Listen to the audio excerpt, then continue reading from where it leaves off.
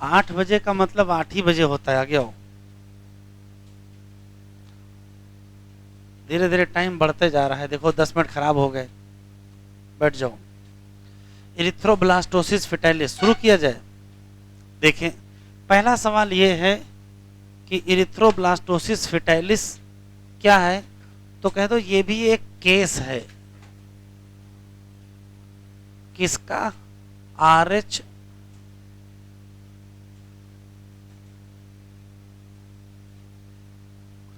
Incompatibility का। RH incompatibility कब हो जाती है, तो ये देखने को तब मिलती है जब फादर मदर और फीटस का ब्लड ग्रुप कुछ ऐसा होता है। फादर होता है RH पॉजिटिव, मदर होती है RH नेगेटिव और फीटस होता है RH पॉजिटिव। फादर वाली बात क्यों बता रहे हैं, एनसीईआरटी में नहीं लिखी है। इससे ये समझ में आता है कि आखिर मदर RH नेगेटिव है तो फीटस RH पॉजिटिव हो कैसे गया। तो ये इसी नाते हो गया कि इसका फादर क्या है, RH पॉजिटिव। वास्तव में RH इनकम्पैटिबिलिटी केवल इन दोनों के बीच है, फादर से उसका मतलब है ही नहीं। लेकिन फिर भी अगर पूरा पूछ लेगा कि ऐसा कब होता है, तो कहोगे जब मदर नेगेटिव होती है फीटस पॉजिटिव होता है। ऐसा तभी संभव है जब फादर पॉजिटिव होता है। इनकम्पैटिबिलिटी इन्हीं दोनों के बीच होती है। कैसे, वो डायग्राम से समझ में आएगी। जैसे मान लेते हैं कि ये मदर है और ये फीटस है।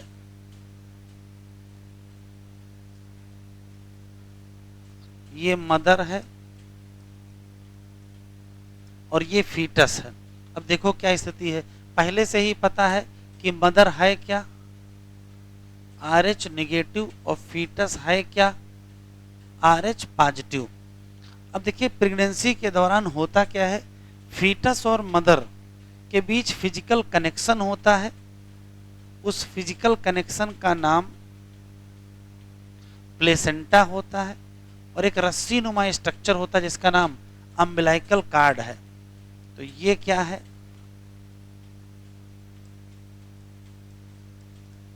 प्लेसेंटा, और ये क्या है,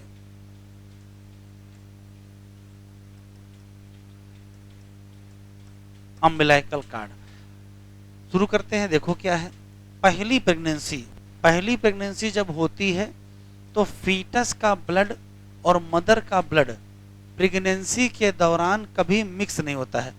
प्रेगनेंसी चाहे पहली हो चाहे दूसरी हो चाहे जो हो, कभी भी प्रेगनेंसी के दौरान फीटस और मदर का ब्लड मिक्स नहीं होता। क्यों? फीटस और मदर के बीच बैरियर पाया जाता जिसका नाम प्लेसेंटा है। इसकी जिम्मेदारी है कि फीटस के ब्लड को मदर से और मदर के ब्लड को फीटस से अलग रखना। अलग रहते हैं। 1 महीने की प्रेगनेंसी हो गई, फिर 2 महीने की हो गई, फिर 6 महीने की हो गई, फिर 8 महीने की हो गई, फिर 9 महीने की हो गई। 9 महीने की जब प्रेगनेंसी हो जाएगी तो उसके बाद कभी न कभी चाइल्ड बर्थ होगी। तो जब चाइल्ड बर्थ होगी तो प्लेसेंटा डिटैच होगा, प्लेसेंटा रप्चर होगा। तो जब प्लेसेंटा रप्चर होगा तो मदर की भी कुछ कैपिलरी टूट जाएंगी और कुछ फीटस की भी कैपिलरी टूट जाएंगी। उस समय ब्लड का एक्सचेंज हो जाता है। क्या? फीटस का जो RH पॉजिटिव ब्लड है, फीटस का जो RH पॉजिटिव ब्लड है उसका कुछ ना कुछ हिस्सा मदर के RH निगेटिव में चला जाता है। और कल ही हम लोग पढ़े थे कि अगर पॉजिटिव वाला ब्लड कहाँ चला गया, निगेटिव वाले में चला गया, तो निगेटिव में क्या बनेंगे, एंटीबॉडी। तो मदर क्या बनाना शुरू करेगी, मदर बनाएगी RH एंटीबॉडी। लेकिन ये RH एंटीबॉडी इस फीटस का कुछ कर नहीं पाएंगे। क्यों? क्योंकि इसकी बर्थ हो रही थी। तो जब तक ये बनेंगी मदर के ब्लड में इनका लेवल बढ़ेगा, तब तक इस फीटस की बर्थ हो जाएगी, ये मदर की बॉडी के बाहर हो जाएगा। अब एंटीबॉडी दौड़ा के तो मारेंगी नहीं, वो तो मदर के ब्लड में ही रहेंगी ना। इसका मतलब पहले बच्चे का जो जन्म है ये नॉर्मल हो जाएगा। तो जो फर्स्ट फीटस है या जो फर्स्ट चाइल्ड है वो क्या रहेगा, वो नॉर्मल रहेगा और उसके जीवन में कोई नुकसान नहीं होगा। फिर से सुन लेते हैं। ऐसी कोई स्थिति है जिसमें मदर का ब्लड RH नेगेटिव है, फीटस का ब्लड RH पॉजिटिव है, प्रेगनेंसी का समय चल रहा है, प्रेगनेंसी चाहे पहली हो चाहे कोई भी हो, प्रेगनेंसी के दौरान मदर और फीटस का ब्लड कभी मिक्स नहीं होता है, लेकिन जैसे जैसे समय बीतेगा एक दिन चाइल्ड बर्थ का वक्त आ जाएगा, जिस दिन चाइल्ड बर्थ होगी उसी दिन प्लेसेंटा डिटैच होगा, उसी दिन कैपिलरी रप्चर करेंगे, मदर का ब्लड फीटस में और फीटस का ब्लड कुछ मदर में जाएगा। फीटस का पॉजिटिव ब्लड जब मदर के निगेटिव ब्लड में जाएगा तो निगेटिव जो मदर है वो क्या बनाएगी, RH एंटीबॉडी बनाएगी, लेकिन ये RH एंटीबॉडी इस बच्चे का कोई नुकसान नहीं कर पाएंगे। क्यों नहीं कर पाएंगे, क्योंकि तब तक इसकी क्या हो चुकी होगी, चाइल्ड बर्थ हो चुकी होगी, बात खत्म। थोड़े दिनों बाद, कुछ दिनों बाद, 2 साल बाद, 3 साल बाद फिर से प्रेगनेंसी होगी। तो जब मान लेते हैं कि सेकंड चाइल्ड है, अब सेकंड चाइल्ड की स्थिति देखिए, मदर तो वही रहे जो पहले से थी कि मदर दूसरी तो है नहीं, मदर अभी भी क्या है, RH नेगेटिव है। सेकंड प्रेगनेंसी में सेकंड जो चाइल्ड है वो हो सकता है फिर से क्या हो, RH पॉजिटिव हो। अभी देखो नई परिस्थिति बन गई है, माँ वही है जिसके पास पहले से ही क्या बनी रखी है, RH एंटीबॉडी बनी रखी है, और बच्चा फिर से क्या है, RH पॉजिटिव है। तो ये जो RH एंटीबॉडी है ये प्लेसेंटा पार कर जाएंगे, ये RH एंटीबॉडी प्लेसेंटा पार करके कहाँ पहुंच जाएंगे, फीटस में पहुंच जाएंगे। सेकेंड प्रेगनेंसी के दौरान मदर के ब्लड में पाई जाने वाली RH एंटीबॉडी प्लेसेंटा को क्रॉस करके फीटस में पहुंच जाएंगे। फीटस के पास क्या है, RH पॉजिटिव ब्लड, मतलब उसके पास है RH एंटीजन, और बाहर से क्या आ गई है, RH एंटीबॉडी। तो एंटीजन एंटीबॉडी रिएक्शन होगा, और एंटीजन एंटीबॉडी रिएक्शन होगा तो क्लम्पिंग ऑफ RBC होगा। और ये जो सेकेंड चाइल्ड है, या इसको हम फीटस भी कह सकते हैं, इसकी जो RBC हैं वो टूट जाएंगे, इसकी RBC टूट जाएंगे। तो देखो क्या क्या होगा, तो एक ऑप्शन ये है कि हो सकता है कि इसकी क्या हो जाए, डेथ हो जाए, इस बच्चे का जन्म ही ना हो। और हो सकता है कि भाई ज्यादा एंटीबॉडी ना आई हो, कम ही एंटीबॉडी बनी हो, तो फीटस RBC टूटेंगी लेकिन बच्चा मरेगा नहीं। तो जब बच्चे का जन्म होगा तो उसमें RBC की संख्या कम होगी, और तो कम होगी तो क्या कहोगे, एनीमिया। और जब RBC टूटती है तो हीमोग्लोबिन टूटता है और उससे बनता है बिलीरूबिन, और बिलीरूबिन बनने से होती है जांडिस। तो फिर क्या हो जाएगी, जांडिस। तो जो दूसरा बच्चा है उसका या तो जन्म नहीं होगा, और अगर जन्म होगा भी तो फिर वो किसके साथ पैदा होगा, एनीमिया और जांडिस। RBC टूटी है किसकी, फीटस की। RBC को बोलते हैं इरिथ्रोसाइट, और टूटने को ब्लास्टोसिस कहते हैं, इसी नाते इसका नाम क्या पड़ गया, इरिथ्रोब्लास्टोसिस। और किसकी टूटी है, फीटस की, तो नाम क्या पड़ गया, फेटाइलिस। सिर्फ 2 क्वेश्चन, पहली प्रेगनेंसी और दूसरी प्रेगनेंसी का कॉन्सेप्ट अलग है। पहली प्रेगनेंसी में नॉर्मल चाइल्ड होगा, क्योंकि प्रेगनेंसी के दौरान मदर और फीटस का ब्लड अलग होगा, उस दौरान कोई एक्सपोजर नहीं होगा। लेकिन पहला जब चाइल्ड बर्थ होगा तब मदर का जो RH निगेटिव है उसमें क्या पहुंच जाएगा, फीटस का RH पॉजिटिव, तो उसी दौरान क्या बन जाएगा, RH एंटीबॉडी बन जाएगी। लेकिन जब दूसरी प्रेगनेंसी होगी बच्चा फिर से क्या है, RH पॉजिटिव ही है, तो अब देखो क्या होगा, मदर के ब्लड में पाई जाने वाली एंटीबॉडी प्लेसेंटा को क्रॉस करके कहां पहुंच जाएंगे, फीटस में, और फीटस के एंटीजन से रिएक्शन करेंगे, फीटस का RBC टूट जाएगा। बीमारी का नाम इरिथ्रोब्लास्टोसिस, क्योंकि RBC टूटी है, फीटस की टूटी है, तो फेटाइलिस। एक क्वेश्चन, या तो इस बच्चे का जन्म नहीं होगा, इसकी डेथ ही हो जाएगी, और अगर जन्म होगा भी तो क्या होगा, सीवियर एनीमिया और जांडिस। तो बताओ इसका हल क्या है। तो पहला हल है कि दूसरा बच्चा ही ना किया जाए, तीसरा किया जाए सीधे स्किप करके। ऐसे कैसे करोगे? तो ये तो संभव नहीं है।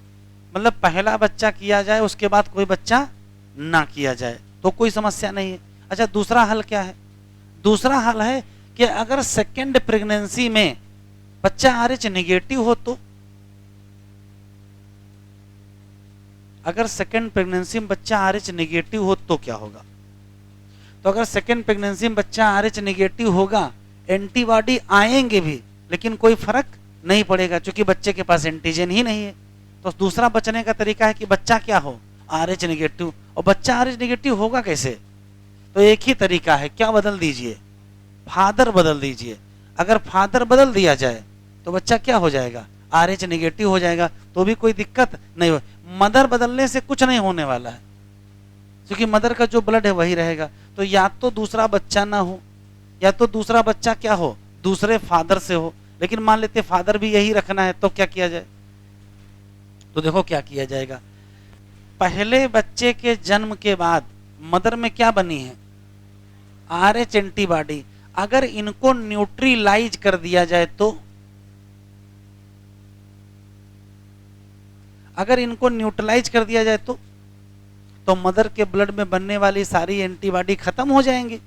तो दूसरे बच्चे को कुछ नुकसान होगा? कुछ नुकसान नहीं होगा। तो जो सबसे बढ़िया इलाज ये है कि पहले बच्चे के जन्म के बाद मदर के ब्लड में बनने वाली RH एंटीबॉडी को क्या कर दिया जाए? न्यूट्रलाइज कर दिया जाए। कैसे न्यूट्रलाइज करोगे? तो ध्यान से सुनो। जिन लोगों की ऐसी स्थिति होती है तो मदर की फाइल पर बड़ा बड़ा लिखा रहता है RH निगेटिव। जैसे ही पहले बच्चे का जन्म होता है, पहले बच्चे का जन्म हुआ और वो बच्चा मिला क्या? RH positive. तो बताओ अंदर मिक्सिंग हो चुकी होगी ना? तो तुरंत फादर से कहते हैं कि मार्केट जाओ, एक इंजेक्शन लाओ। रैगान नाम का इंजेक्शन होता है। क्या है? रैगान। और इसमें पाया जाता है RH एंटीबॉडी। क्या पाया जाता है? RH antibody. RH एंटीबॉडी का भी क्या है? एंटी। किसको दे दिया जाए? पिताजी इंजेक्शन लाए, खुद ही लगवा लें हैं? किसको लगा दिया जाए? बच्चे को। किसको लगा दिया जाए? मदर। तो RH एंटीबॉडी किसको दिया जाए? मदर को दिया जाए। कब दिया जाए? दोगे कब? तो immediate after first child birth के बाद। कब दोगे? तो immediate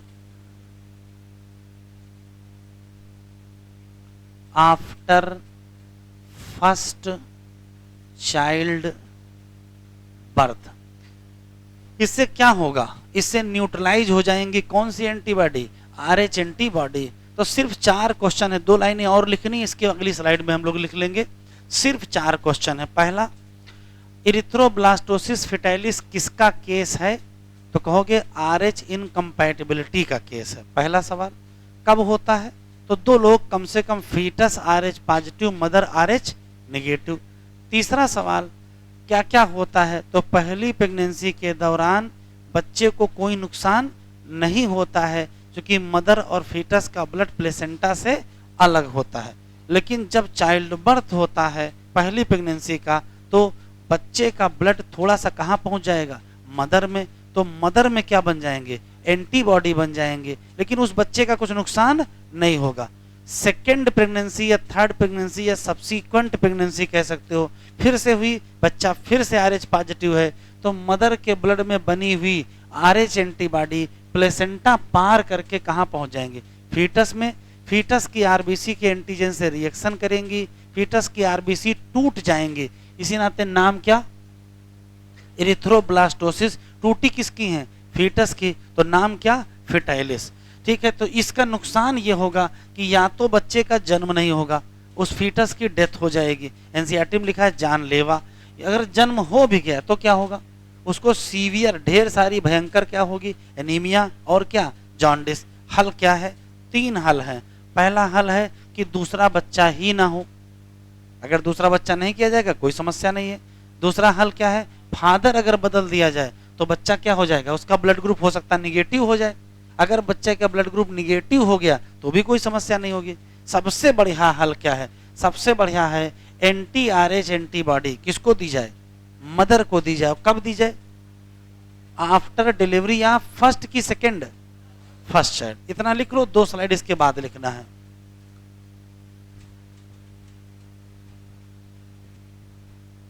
severe anaemia and jaundice, जरा देखो एनसीईआरटी में कैसे लिखा है।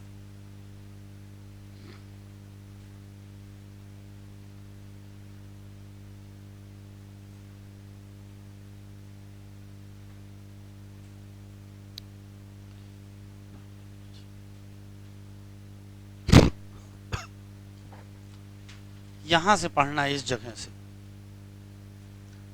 हाइलाइटर निकाल लीजिए। लिखा है स्पेशल केस है किसका, इनकम्पैटिबिलिटी कहो या क्या कहो, मिसमैचिंग। कब देखने को मिलता है, देखो लिखा है RH निगेटिव किसका, मदर का, और RH पॉजिटिव किसका, फीटस का। जो RH एंटीजन है किसके, फीटस के, वो नहीं पहुंचते हैं किसको, RH negative blood of mother. कब, फर्स्ट प्रेगनेंसी में। क्यों नहीं पहुंचते हैं, क्योंकि दोनों ब्लड, लिखा है 2 ब्लड क्या है, सेपरेट हैं किसके द्वारा। लेकिन जब होता है क्या, चाइल्ड बर्थ या डिलीवरी, तो ये संभावना है कि एक्सपोजर हो जाए किसका, मदर के ब्लड का, और वहां क्या पहुंच जाए, small amount of RH positive from foetus. ऐसे केस में जो मदर है वो स्टार्ट करेगी क्या, एंटीबॉडी किसके अगेंस्ट, उसके ब्लड में बनेंगे।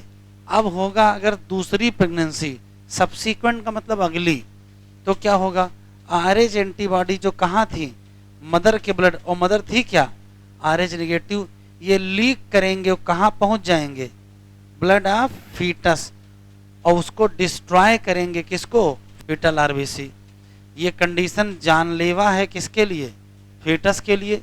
या फिर हो सकता है बच्चे का जन्म हो एनीमिया के साथ और किसके साथ, जॉन्डिस। इस बीमारी का नाम एरिथ्रोब्लास्टोसिस फीटालिस। इसको कैसे अवॉइड कर सकते हो, तो या तो दूसरे बच्चे का जन्म ही ना किया जाए, और या तो क्या होगा, एडमिनिस्ट्रेट करो किसको, एंटी RH एंटीबॉडी, और किसको दो, मदर को। और कब दो, इमीडिएटली आफ्टर डिलीवरी, फर्स्ट की सेकेंड, फर्स्ट चाइल्ड।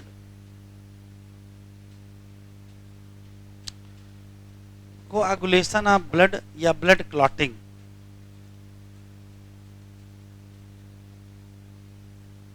हेडिंग डालिए और अभी कुछ लिखिएगा नहीं, सुनिएगा केवल।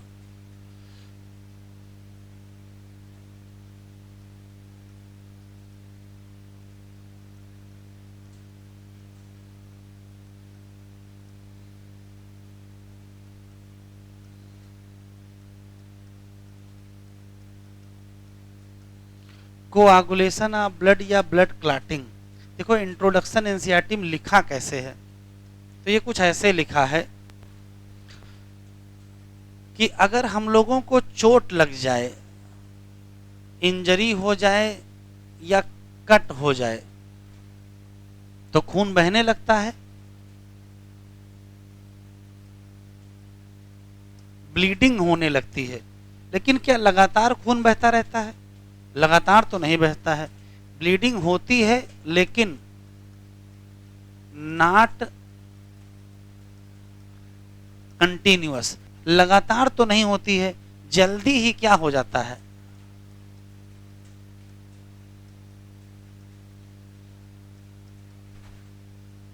जो भी ब्लड फ्लो हो रहा था वो जल्दी ही क्या हो जाता है, बंद हो जाता है। क्यों, तो एनसीईआरटी में इसको ऐसे लिखा है कि जब कभी इंजरी होती है या ब्लीडिंग होने लगती है तो हम लोगों का जो ब्लड है वो एक फिनोमेना करता है जिसका नाम ब्लड क्लॉटिंग है, और इसकी जिम्मेदारी ही इतनी है कि प्रिवेंट करो क्या, ब्लड के लॉस को। फिर से सुनते हैं, जब हम लोगों को चोट लगती है तो ब्लीडिंग होती है, लेकिन लगातार नहीं होती है, जल्दी ही ये बंद हो जाती है। क्यों? जैसे ही इंजरी होती है या कट होता है या ट्रामा होता है, हम लोगों का ब्लड एक फिनोमेना करता है, इसका नाम ब्लड क्लॉटिंग है, और इसका एक ही टारगेट है, क्या? ब्लड के लॉस को प्रिवेंट कर देना। तो क्या हो जाता है वो जरा देखिए। जैसे मान लेते हैं कि ये ब्लड वेसल है, ये मान लेते कोई ब्लड वेसल है, और ये इसमें रप्चर हो गया है, तो इसी जगह से ब्लड का क्या होने लगेगा? लॉस होने लगेगा। लेकिन जब ब्लड क्लॉटिंग की मैकेनिज्म शुरू होती है तो जल्दी ही देखो यहाँ बनता क्या है, ये समझो। तो यहाँ एक नेटवर्क बन जाता है इस टाइप का, और इसमें छोटी छोटी जगह दिखाई पड़ रही हैं, इसी में आरबीसी, डब्ल्यूबीसी, प्लेटलेट वगैरह फंस जाते हैं। तो इसी में आरबीसी, डब्ल्यूबीसी, प्लेटलेट या जो टूटी हुई ब्लड सेल हैं वो इसी में ट्रैप हो जाएंगे। तो जल्दी ही हमको क्या दिखाई पड़ेगा? जल्दी ही हमको ब्लड क्लॉट दिखाई पड़ेगा, जिसको कोआगुलम कहते हैं। और इसका रिजल्ट होगा कि जो ब्लड का लॉस हो रहा था वो ब्लड लॉस क्या हो जाएगा? बंद हो जाएगा। अब सवाल यह है कि ये ब्लड क्लॉट क्या है, कहां से आ गया? तो इसमें 3 क्वेश्चन है। अगर कभी ब्लड क्लॉट बना होगा, देखे होंगे, तो जो लिखा है एनसीईआरटी में वही याद रखेंगे। ये किस कलर का होगा? तो डार्क रेडिश ब्राउन होता है, dark reddish brown scum. Scum क्या होता है? स्कम को लोथड़ा कहते हैं। तो खून का छोटा सा लोथड़ा बन जाएगा उसी जगह पर जहां इंजरी हुई होगी। ये वास्तव में बना किसका है?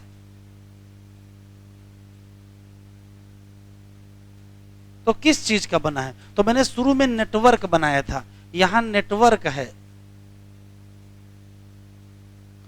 किस चीज का नेटवर्क होता है? तो ये बना होता है किसका? तो आंसर दोगे, नेटवर्क का बना होता है। और नेटवर्क किसका है? धागों का। और धागे किसके हैं? तो ये इंपॉर्टेंट है, धागे किस चीज के बने होते हैं? फिब्रिन के। तो यहां नेटवर्क होता है, और इसी में क्या ट्रैप होते हैं? ट्रैप होते हैं dead and damage formed element, जैसे आरबीसी है, डब्ल्यूबीसी है, प्लेटलेट। तो जैसे इस स्थिति ये हुई है कि पहले बनता है नेटवर्क, ऐसे नेटवर्क लग गया, इस नेटवर्क से ब्लड फ्लो करेगा। तो जब नेटवर्क से ब्लड फ्लो करेगा तो जो छोटे छोटे छेद होंगे उसमें कुछ ना कुछ भरता जाएगा, धीरे धीरे पूरी तरीके से ये क्या हो जाएगा? ब्लॉक हो जाएगा। और इसी जो यहाँ बनेगा उसी का नाम ब्लड क्लॉट होगा या कोआगुलम। डार्क रेडिश ब्राउन स्कम होता है, किसका बना होता है? नेटवर्क या किसका? धागे। और धागे किसके बने हैं? फिब्रिन। अब ये कहां से आया अभी आगे देखेंगे। इसी में क्या फंस जाते हैं? डेड और डैमेज फॉर्म्ड एलिमेंट। और जो टोटल स्ट्रक्चर बनता है, इस टोटल स्ट्रक्चर का नाम ब्लड क्लॉट या कोआगुलम। तो नेटवर्क किस चीज का बना है? तो आंसर देंगे क्या? फिब्रिन। अगर आंसर फिब्रिन ना मिले तो प्रोटीन दोगे। अगर ये ना मिले तो आंसर क्या देंगे? प्रोटीन। फिब्रिन क्या है? प्रोटीन ही होती है। तो नेटवर्क किसका है? फिब्रिन का या किसका? प्रोटीन का। और उसी में क्या फंसी हुई है? डेड और डैमेज फॉर्म्ड एलिमेंट। अब असली चीज हमको ये समझनी है कि आखिर ये शुरू कैसे हो गया और ये नेटवर्क आ कहां से गया। तो जो पूरी ब्लड क्लॉटिंग की प्रोसेस है, किस प्रोसेस से बनेगा? किस प्रोसेस से बनेगा? तो इस प्रोसेस का नाम है ब्लड क्लॉटिंग। और पहले से ही आपको पता है कि ब्लड क्लॉटिंग में क्या लगते हैं। तो ब्लड क्लॉटिंग में टोटल लगते हैं 13 ब्लड क्लॉटिंग फैक्टर, जो कहां पाए जाते हैं? जो पाए जाते हैं प्लाज्मा में। एक्टिव होते हैं कि इनएक्टिव हैं? तो ये इनएक्टिव फैक्टर होते हैं। तो फिर एक्टिव कैसे होंगे?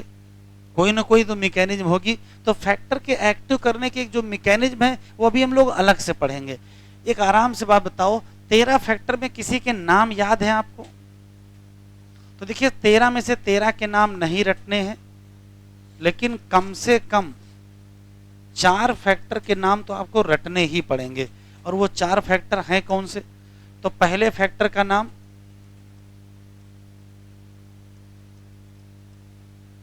फाइब्रिनोजेन है। दूसरे फैक्टर का नाम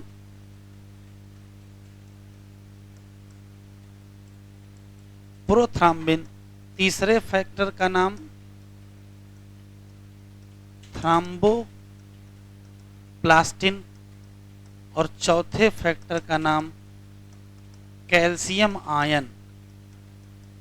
हैं तो 13, हमको 13 याद नहीं रखने हैं, कम से कम 4 तो याद कर लेने हैं। इसको सुन लेते हैं, फिर से लिख लीजिएगा। कोआगुलेशन या ब्लड क्लॉटिंग क्या है? तो जब कभी हम लोगों को चोट लगती है तो ब्लीडिंग होती है, लेकिन लगातार नहीं होती, जल्दी ही बंद हो जाती है। क्यों? हम लोगों का जो ब्लड है वो ब्लड क्लॉटिंग का फिनोमेना करता है। पर्पज है ब्लीडिंग को बंद करना या ब्लड लॉस को रोक देना। क्या होता है, जहां चोट लगती है उसी जगह डार्क रेडिश ब्राउन स्कम बनता है, जिसका नाम ब्लड क्लॉट या कोआगुलम होता है। ये बना किसका होता है? नेटवर्क किसका?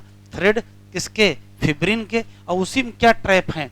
डेड और डैमेज फार्म्ड एलिमेंट इसमें ट्रैप होती हैं। एक क्वेश्चन, यहाँ नेटवर्क किसका बना है? फिब्रिन का, नहीं तो फिर प्रोटीन का। इसका रिजल्ट क्या होगा? ब्लड लॉस जल्दी ही बंद हो जाएगा। ये प्रोसेस कौन सी है? ब्लड क्लॉटिंग है। किससे होता है? 13 क्लॉटिंग फैक्टर होते हैं। और 13 क्लॉटिंग फैक्टर कहाँ पाए जाते हैं? प्लाज्मा में। किस फॉर्म में? इनएक्टिव फॉर्म में पाए जाते हैं। 13 तो नाम नहीं रटना है, कम से कम 4 नाम तो रट ही लेंगे। पहला कौन सा? फाइब्रिनोजेन। दूसरा प्रोथ्राम्बिन। तीसरा थ्राम्बोप्लास्टिन। चौथा कैल्शियम। तो असली सवाल यह है कि चोट लगने के बाद ब्लड क्लॉटिंग शुरू हो जाती है, कैसे शुरू हो जाती है? तो बड़ा इंपॉर्टेंट सवाल है। ऐसी कौन सी समस्या है या ऐसा क्या हो जाता है कि ब्लड क्लॉटिंग शुरू हो जाती है? हिंदी में उस प्रोसेस का नाम बताओ जो ब्लड क्लॉटिंग को शुरू कराता है या ब्लड क्लॉटिंग इनिशिएट कराता है। तो कैसे इनिशिएट होती होगी? तो इंपॉर्टेंट अभी लिखना नहीं, इधर देखो। जब भी चोट लगती है तो चोट लगने के बाद 2 चीजें होती हैं। एक तो प्लेटलेट डैमेज होती हैं, और टिश्यू भी क्या होता है? डैमेज होता है। डैमेज प्लेटलेट से निकलता है क्या? थ्राम्बोप्लास्टिन। थ्राम्बोप्लास्टिन। और यहां से भी निकलता है थ्राम्बोप्लास्टिन। बस फर्क समझ लो। ये कौन सा थ्राम्बोप्लास्टिन है? ये प्लेटलेट थ्राम्बोप्लास्टिन है। और ये कौन सा है?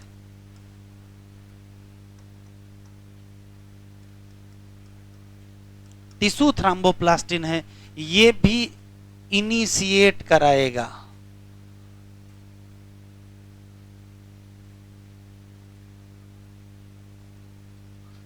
ये भी क्या करेगा? इनिशिएट कराएगा। सबसे बड़ी समस्या तब आएगी जब आपको चूज करना पड़ेगा which one initiate process of clotting. और अगर यही दोनों मिल जाए कि फैक्टर रिलीज फ्रॉम प्लेटलेट या फैक्टर रिलीज फ्रॉम टिश्यू, तो या तो आंसर बोथ मिल जाए। अगर बोथ ना मिले तो फिर आंसर क्या लगाएंगे?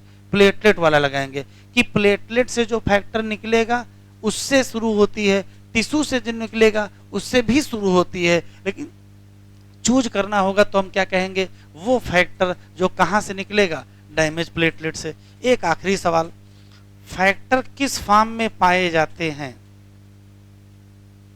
तो अभी मैंने बताया किस फॉर्म में होते हैं? इनएक्टिव। फिर फैक्टर क्या करने होते होंगे? एक्टिव। और तभी क्या होती होगी?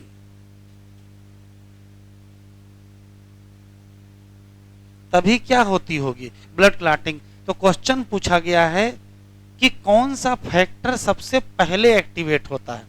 फैक्टर कितने हैं? 13। 13 में से कौन सा फैक्टर सबसे पहले एक्टिवेट होता है? तो आंसर देंगे 12th फैक्टर।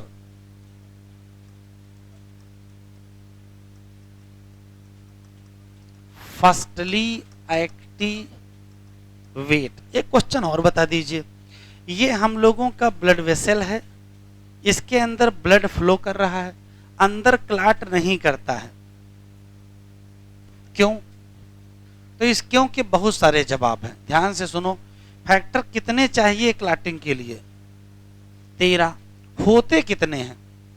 होते 12 हैं।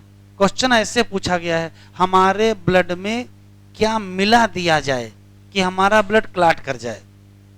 तो यही मिला दिया जाए, क्योंकि ये नहीं रहते हैं। जैसे ही चोट लगती है ये दोनों चीजें रिलीज होती हैं, और जैसे रिलीज होगा वैसे मैकेनिज्म स्टार्ट हो जाएगी। तो हमारे ब्लड में क्या मिला दिया जाए कि ब्लीडिंग बंद हो जाए, ब्लड क्लॉटिंग स्टार्ट हो जाए? तो आंसर आप क्या दोगे? थ्रोम्बोप्लास्टिन। इसका मतलब ये है कि जो फैक्टर 3 है वो एब्सेंट रहता है, किसमें? प्लाज्मा में। कौन सा फैक्टर है जो प्लाज्मा में एब्सेंट है? आंसर देंगे फैक्टर 3। कौन सी चीज है जो हमारे ब्लड में मिला दी जाए और ब्लड क्लॉटिंग स्टार्ट हो जाए? तो कहो थ्रोम्बोप्लास्टिन मिला दो। जैसे मिलाओगे वैसे क्या हो जाएगा? इनिशिएट हो जाएगी ब्लड क्लॉटिंग। उस कड़ी में सबसे पहले एक्टिवेट कौन सा होगा? Factor number 12। फिर एक चेन होती है, उसके बाद चेन रिएक्शन होती है। चेन रिएक्शन होती है जिसको कहते हैं कैस्केड प्रोसेस। तो ब्लड क्लॉटिंग की मैकेनिज्म का नाम क्या है? Cascade process. उसमें चेन लाइक रिएक्शन होती है। उस कड़ी में सबसे पहले कौन एक्टिवेट होता है? आंसर देंगे क्या? Factor number 12। जरा इसको लिख लीजिए, फिर हम आपको बताते हैं प्रोसेस।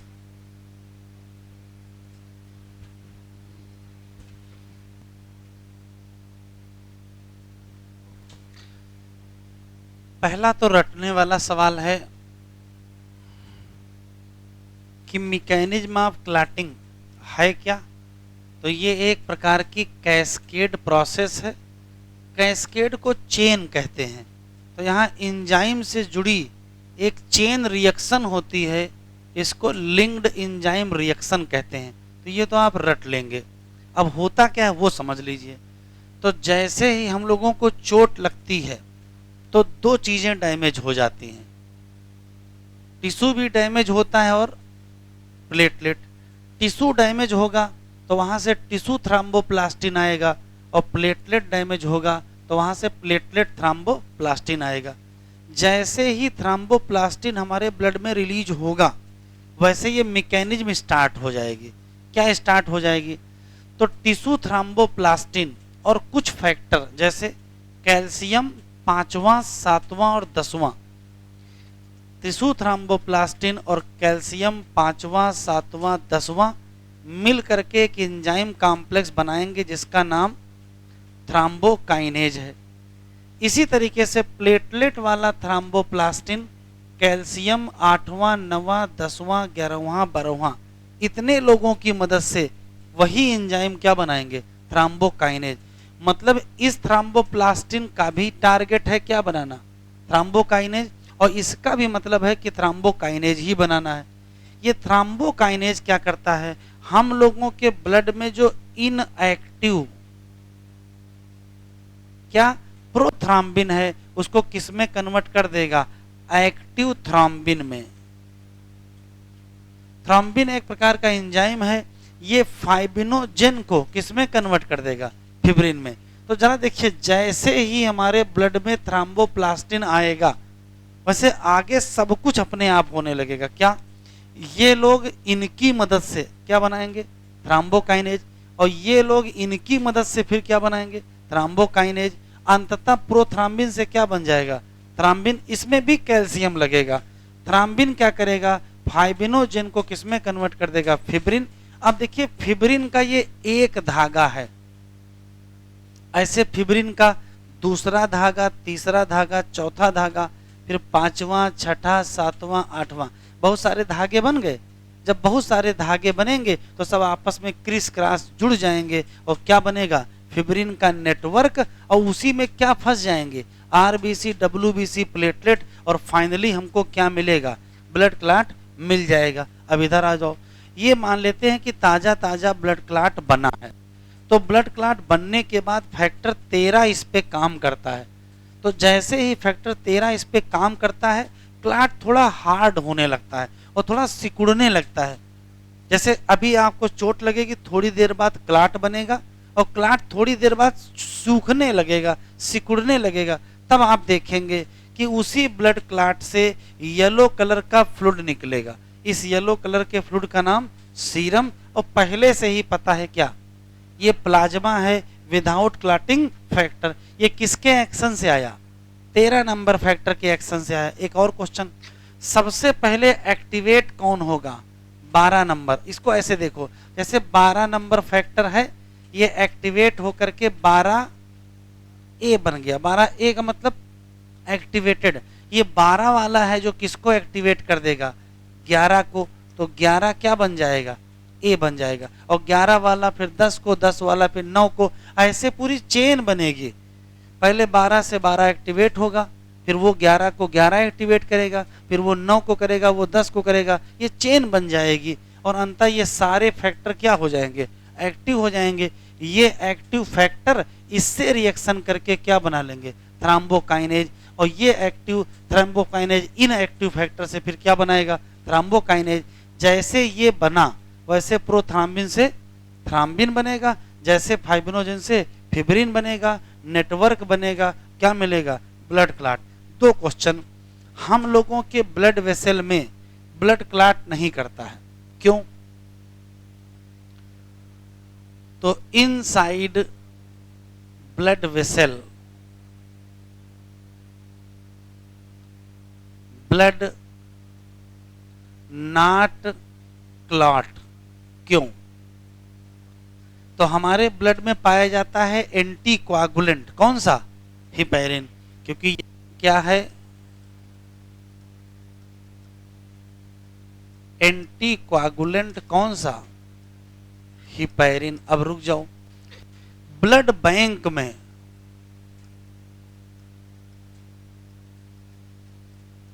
भी तो ब्लड क्लॉट नहीं करता है,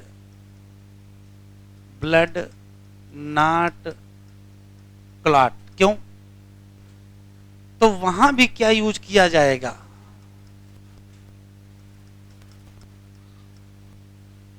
वहां भी क्या यूज किया जाएगा, एंटी कोआगुलेंट। बस नाम बताना है आपको। तो कौन सा एंटी कोआगुलेंट ब्लड बैंक में यूज होता है, तो उसका नाम है सोडियम ऑक्जिलेट। क्या यूज होता है, सोडियम ऑक्जिलेट। कैसे यूज होता है जरा देखिए।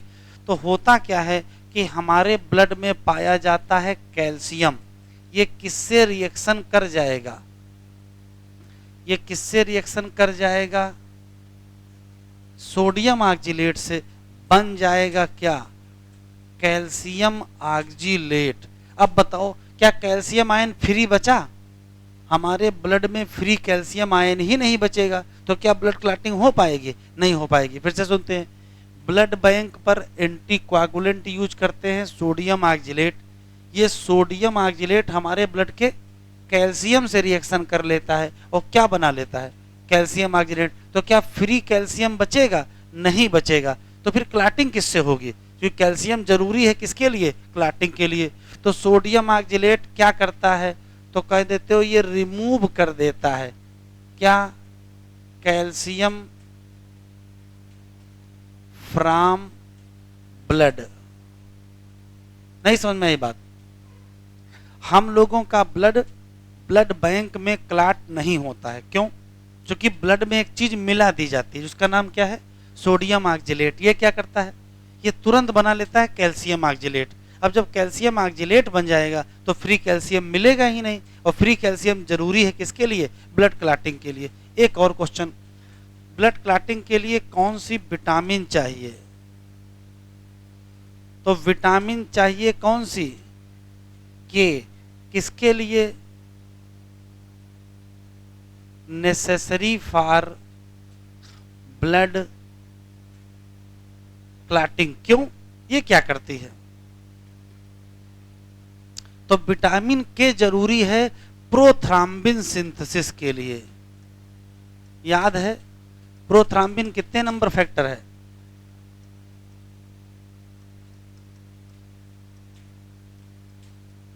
जिन लोगों को विटामिन के की कमी होगी उनके ब्लड में क्या नहीं होगा? प्रोथ्राम्बिन नहीं होगा। और अगर प्रोथ्राम्बिन नहीं होगा तो क्या ब्लड क्लॉटिंग हो पाएगी? नहीं हो पाएगी। 3 लाइनें और लिख लो।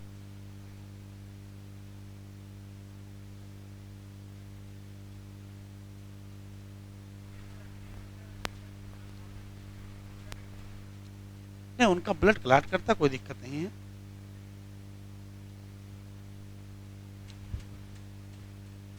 जाओ, हीमोफीलिया में क्या हो जाता है?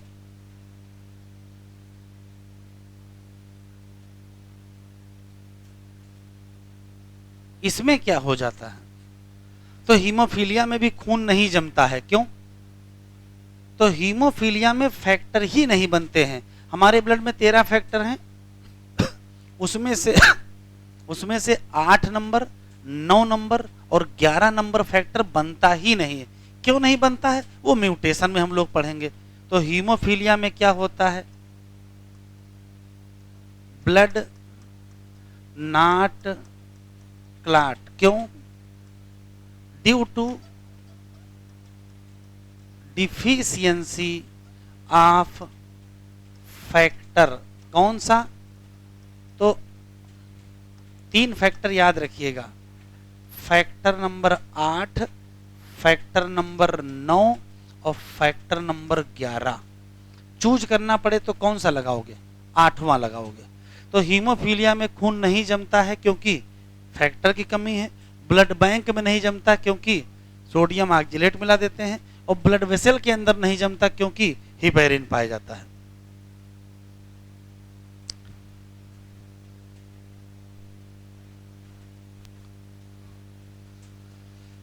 कह रहा है you know that when you cut your finger. भैया अपनी उंगली काहे काटेंगे?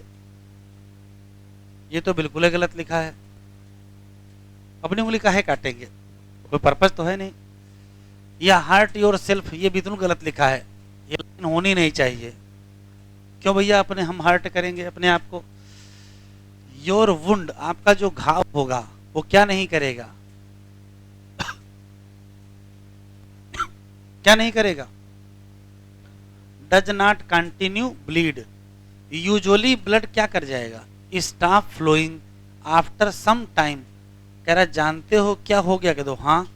क्या हुआ है? तो यहां से शुरू करना है। ब्लड क्या करेगा? कोआगुलेशन या क्लॉटिंग करेगा। किसके रिस्पांस में? किसके रिस्पांस में? इंजरी या trauma. This is a mechanism to prevent क्या? Excessive loss of blood. कहां से? बॉडी से। यू वुड हैव ऑब्जर्व क्या? तो अंडरलाइन करो, डार्क कैसा? Reddish brown scum. कहां बनेगा? उसी जगह जहां क्या हुआ होगा? कट या इंजरी। इसी को कहते क्या हो? ब्लड क्लॉट या क्या कहते हो? कोआगुलम। टिक कर लो, ये इंपॉर्टेंट है। किस चीज का बना है? तो कहोगे नेटवर्क ऑफ थ्रेड। और धागे कौन से हैं? फिब्रिन। जिसमें क्या फंसा है? डेड और डैमेज फॉर्म्ड एलिमेंट। फिब्रिन कहां से आया? तो लिखा है कन्वर्जन ऑफ इनएक्टिव फिब्रिनोजेन। इसके लिए एक एंजाइम चाहिए, कौन सा? थ्राम्बिन। और थ्राम्बिन कहां से आया? तो थ्राम्बिन फॉर्म्ड फ्रॉम इनएक्टिव। जो प्लाज्मा में है उसका नाम क्या? प्रोथ्राम्बिन। और एंजाइम कॉम्प्लेक्स कौन सा? ये रिक्वायर्ड फॉर एबव। ये एबव कौन सी है?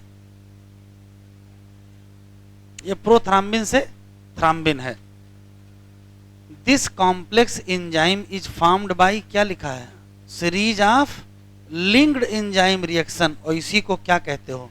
Cascade process. इसमें ढेर सारे फैक्टर इन्वॉल्व होंगे जो प्लाज्मा में होते हैं, लेकिन कैसे? Inactive.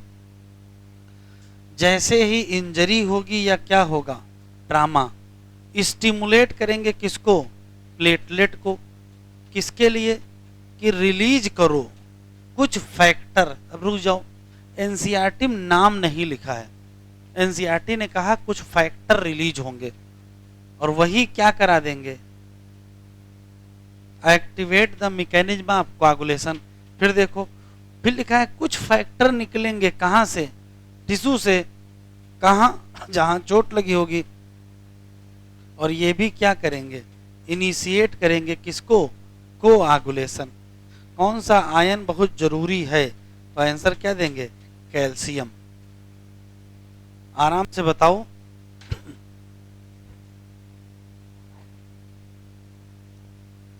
Blood clotting initiated by या एक्टिवेटेड बाई अगर पूछ लेगा तो क्या बताओगे, तो कहोगे release of factor from platelet या कहां से, टिश्यू।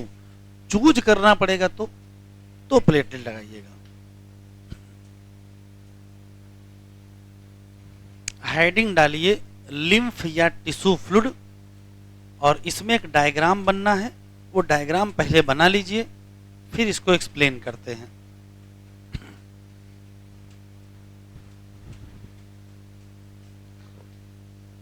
तो हेडिंग है लिम्फेटिक सिस्टम या टिश्यू फ्लूइड। अब देखिए होता क्या है, तो यहां हम लोगों का हार्ट है, हार्ट ने पंप किया तो ब्लड पूरी बॉडी में चला गया, सब जगह चला गया।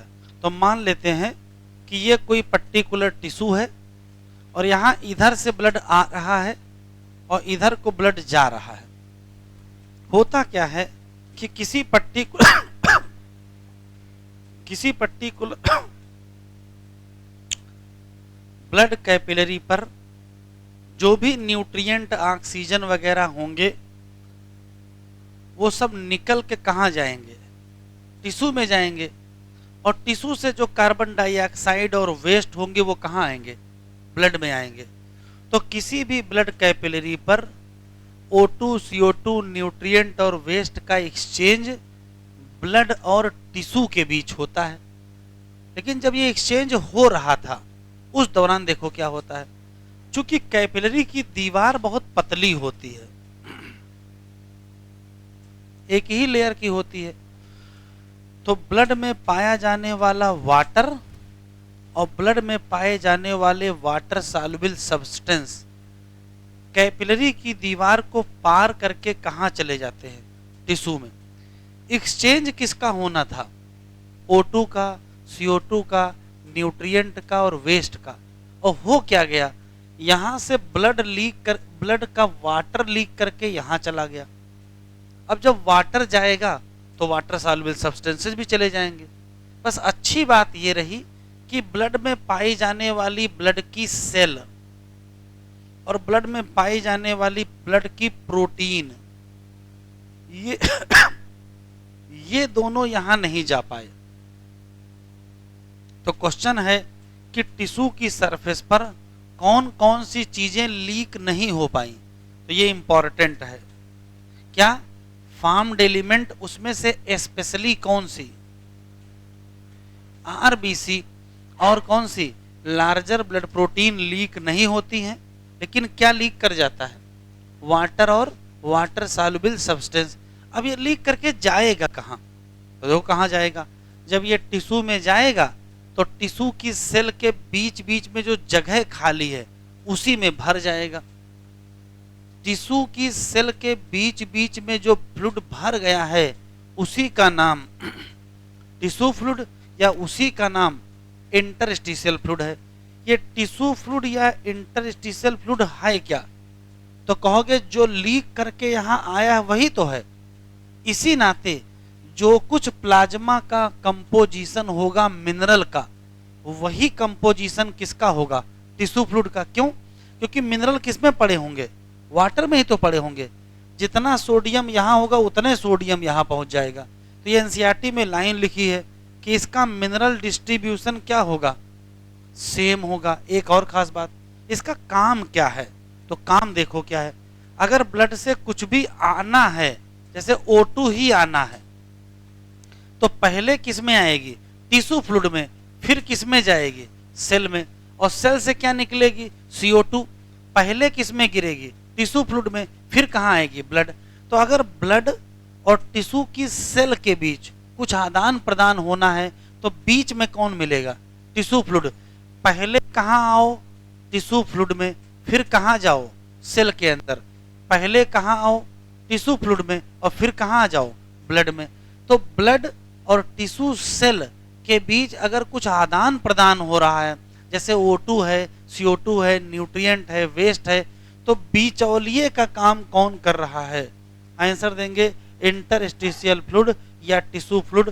क्या करता है, तो कहते हो एक्सचेंज करवाता है, किसका, न्यूट्रिएंट का या गैसेज का, किसके बीच, ब्लड और टिश्यू की सेल के बीच। ठीक है, एक सवाल हम लोगों के समय आया था, middle man of body, middle man of body कौन है, मिडिल मैन का मतलब बिचौलिया, जो बीच में हो, किसके किसके बीच में, ब्लड और टिश्यू की सेल के बीच में हो, तो उसका नाम क्या होगा, टिश्यू फ्लूइड, या क्या कहोगे, इंटरस्टिशियल फ्लूइड। एक क्वेश्चन। दूसरा, आप सोचो कि अगर ऐसे यहां से चीजें लीक होती गई और ऐसे यहां भरती रही, तो एक समय ऐसा आएगा कि यहां बहुत ज्यादा टिश्यू फ्लूइड हो जाएगा और ब्लड में वाटर बहुत कम हो जाएगा। तो इसका हल क्या है, इसका हल ये है कि जितनी चीजें यहां लीक करके आती रहें उनको वापस कहां पहुंचाओ, ब्लड में। तो कैसे पहुंचाओगे, तो देखो एक नई पाइपलाइन की व्यवस्था की गई है, उसका नाम है लिम्फेटिक सिस्टम, जो बना होता है लिम्फ वेसल का। वो यहीं से टिश्यू फ्लूइड को क्या करेगा, कलेक्ट करेगा, कलेक्ट कर लिया और इस टिश्यू फ्लूइड को ले जा करके कहां छोड़ देगा, ब्लड में, और ब्लड में कहां छोड़ देगा, वेन में। तो इधर से लीक होता रहेगा, इधर से लीक होता रहेगा और इधर से ड्रेन होता रहेगा। तो क्वेश्चन पूछा गया है, कौन है जो इंटरस्टिशियल फ्लूइड को कलेक्ट करेगा और इसको वापस कहां पहुंचा देगा, ब्लड में। तो आंसर क्या देंगे, लिम्फेटिक सिस्टम, या क्या कहोगे, लिम्फ वेसल। ये इंपॉर्टेंट कॉन्सेप्ट है। किसी पर्टिकुलर टिश्यू पर वाटर और वाटर सॉल्युबल सब्सटेंस बहुत ज्यादा लीक होकर के आ रहे थे, तो टिश्यू फ्लूइड का वॉल्यूम बढ़ रहा होगा, ऐसे तो बहुत ज्यादा हो जाएगा। तो हल क्या है, ऐसी कोई व्यवस्था की जाए कि कोई टिश्यू फ्लूइड को उठा ले और वापस कहां डाल दे, ब्लड में। तो टिश्यू फ्लूइड को वापस ब्लड में कौन पहुंचाएगा, तो आंसर क्या देंगे, लिम्फेटिक सिस्टम, या क्या कहोगे, लिम्फ वेसल। इसके अंदर जो फ्लूइड होता है वो है तो टिश्यू फ्लूइड ही, बस उसका नाम बदल दिया गया, क्या, लिम्फ। तो फिर से सुनते हैं, लिम्फेटिक सिस्टम में जो फ्लूइड पाया जाएगा उसका नाम क्या है, लिम्फ है। लिम्फ वास्तव में क्या है, टिश्यू फ्लूइड ही है। इस नाते बताओ, इसमें आरबीसी थी नहीं, तो क्या यहाँ आरबीसी होंगी, नहीं। इसी नाते ये कैसा होता है, कलरलेस, क्योंकि कैसा है, आरबीसी एब्सेंट। लेकिन लिम्फेटिक सिस्टम पाए जाते हैं लिम्फ नोड, और यहां हमको क्या मिलेंगी, लिम्फोसाइट। चूंकि लिम्फेटिक सिस्टम में लिम्फोसाइट बनती हैं, इसी नाते चूंकि यहां बनती हैं तो इसी लिम्फ में क्या मिल जाएंगे, लिम्फोसाइट मिल जाएंगे। अब लिम्फोसाइट है तो क्या करेंगे, वो तो एक ही काम, कौन सा, इम्यून का रेस्पॉन्स करेंगे। बस दो क्वेश्चन है। अब जब यहां से यहां चीजें जा रही हैं तो बताओ उसमें क्या क्या होगा, तो भैया जो जो यहां आया होगा वो सब होगा। जैसे यहां से यहां न्यूट्रिएंट आए होंगे तो वो न्यूट्रिएंट भी होंगे, यहां से यहां मिनरल आए होंगे तो वो मिनरल भी यहां होंगे। तो यहां क्या क्या होता है, तो न्यूट्रिएंट भी होते हैं और क्या होते हैं, हार्मोन, दोनों चीजें। क्योंकि हार्मोन कहां पाए जाते हैं, ब्लड में पाए जाते हैं, तो अगर ब्लड में है तो यहां पहुंच जाएंगे। दूसरा सवाल, सबसे खास बात ये है, नेचर ने कहा कि हमारे पास एक नई चीज बन गई है जिसका नाम लिम्फेटिक सिस्टम है, तो इसका कुछ उपयोग कर लिया जाए। तो देखो उपयोग क्या किया गया। एलिमेंट्री कैनाल में स्मॉल इंटेस्टाइन पर पाई जाती हैं विलाई, और विलाई में जो लिम्फ वेसल होती हैं उनका नाम क्या होता है, लैक्टियल। वहीं क्या एब्जॉर्ब हो जाता है, फैट। तो ये स्पेशल काम हो गया। ये इसके लिए बनी नहीं, बनी किसके लिए है, तो इनका मेन टारगेट ये है, इंटरस्टिशियल फ्लूइड को कलेक्ट करो और वहां पहुंचा दो ब्लड में। किस जगह, वेन पर। तो ओवरव्यू समझिए, यहां रखा है हार्ट, हार्ट कॉन्ट्रैक्ट किया, ब्लड चला गया पूरी बॉडी में। नीचे मान लेते पैरों में टिश्यू में गया, वहां धीरे धीरे क्या करेगा, लीक करेगा। तो जब लीक करेगा तो टिश्यू फ्लूइड बनेगा, नाम इंटरस्टिशियल फ्लूइड कहोगे। काम एक्सचेंज होगा O2 और CO2 का। यहां तक तो अच्छा लग रहा है। समस्या ये आने वाली है कि अगर ऐसे ही लीक करता रहा तो इसका वॉल्यूम बहुत बढ़ जाएगा। तो बचने का तरीका क्या है, ऐसा कोई सिस्टम बनाओ जो टिश्यू फ्लूइड को वापस कहां पहुंचा दे, ब्लड में। उस सिस्टम का नाम, जिसके अंदर क्या है, लिम्फ वेसल है, उसके अंदर क्या भरा है, लिम्फ भरा है। ये क्या होता है, कलरलेस फ्लूइड होता है। क्यों, आरबीसी एब्सेंट होती हैं, लेकिन इसमें क्या है, डब्ल्यूबीसी या लिम्फोसाइट पाई जाती हैं, जिसका काम इम्यून रिस्पांस है। हाँ, ये क्या करेगा, न्यूट्रिएंट और हार्मोन, ये इसका स्पेशल है। विलाई पर क्या पाई जाती हैं, लैक्टियल, और उसी में क्या एब्जॉर्ब कर लेते हैं, फैट। कभी ट्रेन की यात्रा किए हैं, ट्रेन की यात्रा, तो हम लोगों के बैठे बैठे पैरों में सूजन आ जाती है। अगर महसूस किए होंगे, आपका अपना ही जूता जब आप ट्रेन से उतरते हैं उसमें आपका अपना ही पैर नहीं जा रहा होता है। क्यों, पैरों में सूजन आ जाती है। जब हम लोग लंबी यात्रा करते हैं तो पैरों में सूजन आ जाती है, लेकिन वो जल्दी ही खत्म हो जाती है। क्या होता है, तो हम लोग ट्रेन में बैठे रहते हैं। आप सोचो, यहाँ हार्ट ने पंप किया, ब्लड चला गया कहाँ, लोअर लिम्ब में। नीचे से ऊपर ही किसको आना है, लिम्फ को। लिम्फ को तो नीचे से ऊपर आना होगा ना, कैसे आएगा, नीचे कोई पंप लगा है क्या, तो ऊपर लिम्फ आएगा कैसे, कोई ना कोई तो मैकेनिज्म होगी। तो ध्यान से सुनेंगे, हम लोगों के जो लोअर लिम्ब में लिम्फ वेसल पाई जाती हैं, उनमें नीचे कोई पंपिंग सेट नहीं लगा है, फिर भी लिम्फ ऊपर आता है। क्यों, मसल के कॉन्ट्रैक्शन से लिम्फ ऊपर फ्लो करता है। तो जब हम लोग चलते फिरते हैं तो मसल कॉन्ट्रैक्शन होगा, लिम्फ ऊपर आएगा। अच्छा, ट्रेन में बैठे हो, ट्रेन में बैठे हो लगातार 5, 6, 7, 8 घंटा से बैठे हो, तो क्या होगा, चलना फिरना तो होगा नहीं। तो नीचे क्या होगा, नीचे टिश्यू फ्लूइड बनता जाएगा, तो वॉल्यूम उसका बढ़ जाएगा, और इसी नाते पैरों में क्या आ जाएगी, सूजन। फिर स्टेशन पे उतरोगे, थोड़ा लंगड़ाओगे, थोड़ी देर चलोगे, फिर क्या होगा, फिर धीरे धीरे सूजन गायब हो जाएगी। कैसे, तो जब चलोगे फिरोगे, लिम्फ क्या करेगा, सर्कुलेट करने लगेगा, और टिश्यू फ्लूइड फिर से वापस कहाँ चला जाएगा, ब्लड में, और पैरों की सूजन समाप्त हो जाएगी। तो कॉन्सेप्ट क्लियर है, लिख लिए हो, जरा एक बार नोट से पढ़ लो, फिर एनसीईआरटी पढ़ाते हैं।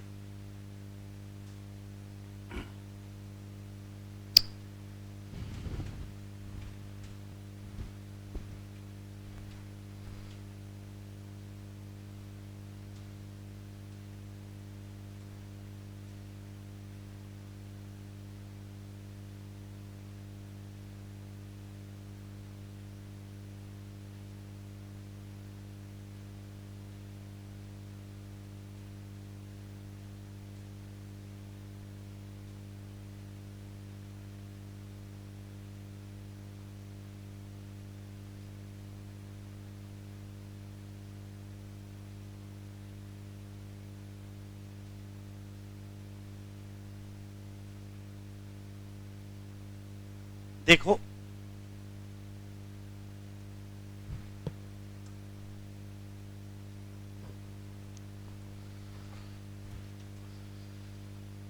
जैसे ही ब्लड पास होता है किसके थ्रू, कैपिलरी से, कहाँ, टिश्यू, यहां से टिक करो, वाटर, और उसके साथ small water soluble substance move out into कहाँ, space between cell of tissue. लेकिन क्या छूट जाएगा, तो दो चीजें नहीं आएंगी। कौन कौन सी, एक तो बड़ी बड़ी प्रोटीन नहीं आएंगी, और मोस्ट ऑफ फार्म्ड एलिमेंट नहीं आएंगे। वो फ्लूइड जो रिलीज आउट हो गया है और वहां पहुंच गया, उसका नाम या उसी का दूसरा नाम टिश्यू फ्लूइड है। ये टिक कर लो। इसका मिनरल डिस्ट्रीब्यूशन क्या है? सेम है। ये क्या कराएगा? एक्सचेंज ऑफ न्यूट्रिएंट और गैसेज किसके बीच? ब्लड और सेल के बीच। Always occur through this fluid. एक नेटवर्क ऑफ वेसल है जिसका नाम लिम्फेटिक सिस्टम। यहां से टिक करो। ये करेगा क्या? Collect this fluid. दिस का मतलब टिश्यू फ्लूइड है, और इसको वापस छोड़ देगा कहां? ब्लड में। किस जगह? Major vein. और वो फ्लूइड जो प्रेजेंट हो किसमें? लिम्फेटिक सिस्टम में, उसको कहते क्या है? लिम्फ। लिम्फ कैसा होता है? कलरलेस। इसमें क्या पाई जाती है? लिम्फोसाइट, जो क्या करती हैं? Immune response. Lymph also carrier है किसका? न्यूट्रिएंट और हार्मोन का। बस फैट एब्जॉर्ब करोगे।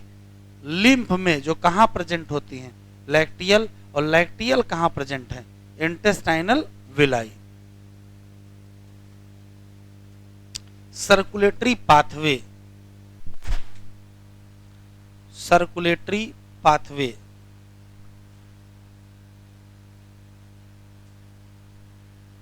हेडिंग डालिए।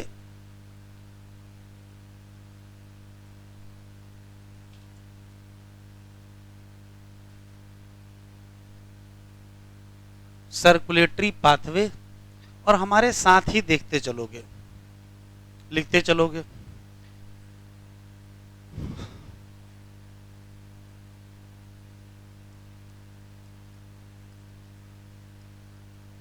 सर्कुलेशन दो टाइप का होता है। एक है ओपन सर्कुलेशन, लिखते चलेंगे,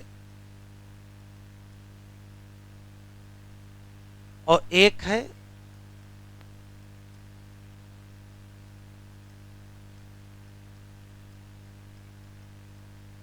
क्लोज सर्कुलेशन। क्या अंतर है ओपन और क्लोज में? तो देखो, इसमें होता क्या है कि जो हार्ट है उससे जब ब्लड पंप किया जाता है तो वो चला जाता है ओपन स्पेस में, जिसको कहते क्या है? साइनस। तो ब्लड का प्रेशर कम होगा कि ज्यादा? तो ब्लड का प्रेशर क्या हो जाएगा? कम हो जाएगा, ओपन स्पेस। अच्छा यहां देखो, यहां जो हार्ट है उसका जो ब्लड है जब पंप किया जाएगा तो ये घूमता रहेगा। Network of vessel. अब जब ब्लड वेसल के अंदर ही घूमता रहेगा, इधर देखो, ये मान लेते हैं कि हार्ट है, हार्ट ने ब्लड पंप किया और ये नेटवर्क में घूमता रहा, फिर से कहाँ आ गया? हार्ट में आ गया। तो ये अंदर है, इसी नाते इसका नाम क्या हो गया? क्लोज। और हार्ट से ब्लड पंप हो और कहाँ चला जाए? ओपन स्पेस में चला जाए तो नाम क्या हो जाएगा? Open circulation. बताओ बढ़िया कौन सा है? तो क्लोज वाला एडवांस है। क्यों? क्योंकि यहां हम लोग रेगुलेट कर सकते हैं। ब्लड वेसल को कांस्टिट कर देंगे, बीपी बढ़ जाएगा, फ्लो बढ़ जाएगा। ब्लड वेसल को डायलेट करेंगे, बीपी घट जाएगा, फ्लो भी घट जाएगा। तो ये एडवांस है।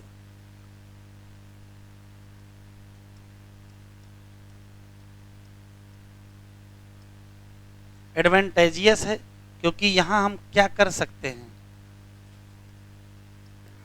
रेगुलेशन कर सकते हैं। अब हमको सिर्फ एग्जाम्पल याद रखने हैं। ओपन के एग्जाम्पल बता दो। ओपन के एग्जाम्पल तो देखो, एक ओपन के कई एग्जाम्पल। सबसे बढ़िया एग्जाम्पल है आर्थ्रोपोडा। दूसरा एग्जाम्पल है मोलस्का। तीसरा एग्जाम्पल बताओ बस। तो इसका तीसरा एग्जाम्पल है इकाइनोडर्मेटा। और चौथा है हेमिकार्डेटा। ये इकाइनोडर्मेटा और हेमिकार्डेटा वाली बात एनिमल किंगडम में लिखी है, तो कोई बात नहीं, चाहे जहां लिखी हो याद होनी चाहिए। और क्लोज बताओ किसमें किसमें है बेटा? तो सबसे बढ़िया आंसर एनीलिडा। दूसरा क्या है? कार्डेटा। अब यहां दो एक्सेप्शन है।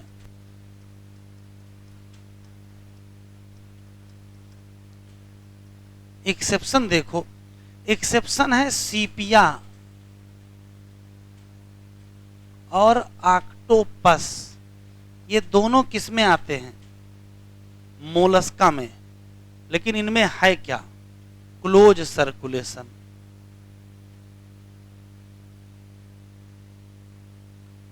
तो एक्सेप्शन ये है कि उन मोलस्का का नाम बताओ जिसमें क्लोज होता हो। तो मोलस्का में कैसा है? ओपन।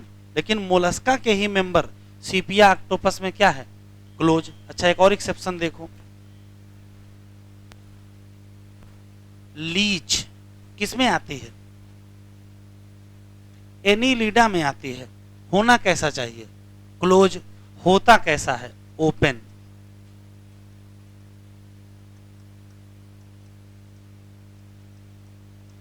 तो ये दो क्या हो गए? एक्सेप्शन हो गए। लिख लो, उस एनीलिडा का नाम बताओ जिसमें ओपन है, लीच। और उस मोलस्का का नाम बताओ जिसमें क्लोज है, सीपिया और ऑक्टोपस। वरना ओपन के अलग एग्जाम्पल है और क्लोज के अलग एग्जाम्पल है। ओपन के कौन कौन से हैं? आर्थ्रोपोडा, मोलस्का, एकाइनोडर्मेटा और हेमिकार्डेटा। और क्लोज के एनीलिडा, कार्डेटा।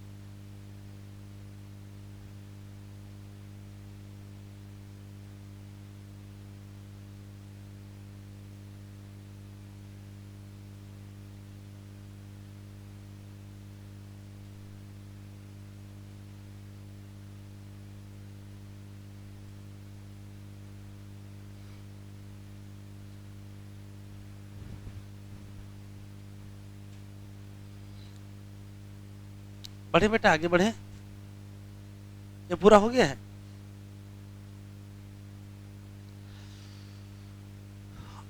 Heart chamber. तो एनसीईआरटी में लिखा है, लिखते चले कि जितने वर्टिब्रेट हैं इन सब में क्या पाया जाता है? तो कहोगे मस्कुलर चैम्बर हार्ट। अब वर्टिब्रेट हैं कितने? तो भैया एक वर्टिब्रेट है फिश, एम्फीबिया, रेप्टाइल, बर्ड और मैमल। इसमें से जो फिश है उसमें 2 चैम्बर हार्ट है। एम्फीबिया और रेप्टाइल में 3 चैम्बर और बर्ड और मैमल में 4 चैम्बर। फिर एक एक्सेप्शन है, क्रोकोडाइल है क्या? रेप्टाइल। तो होना कितना चाहिए? 3। होता कितना है? 4 चैम्बर। एक और एक स्पेशल है, काकरोच। काकरोच तो इनवर्टिब्रेट है, कितने चैम्बर?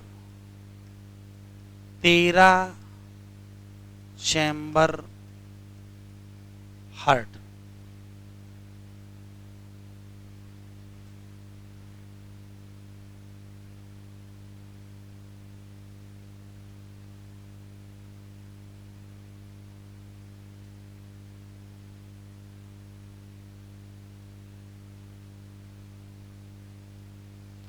दो चैम्बर का मतलब, दो चैम्बर का ये मतलब है कि एक क्या हो,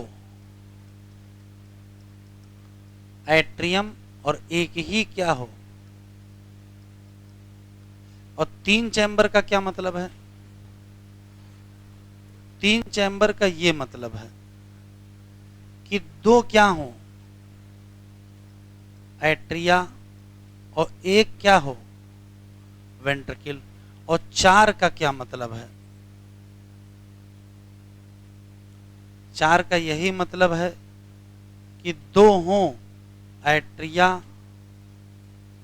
और दो हों वेंट्रिकल।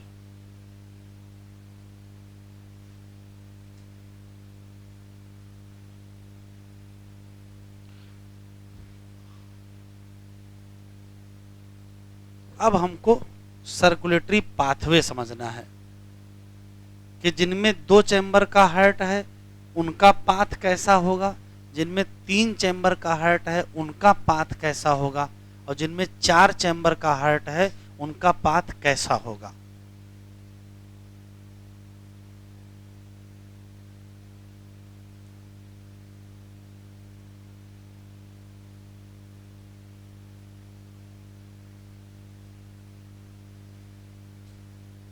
शुरू करें।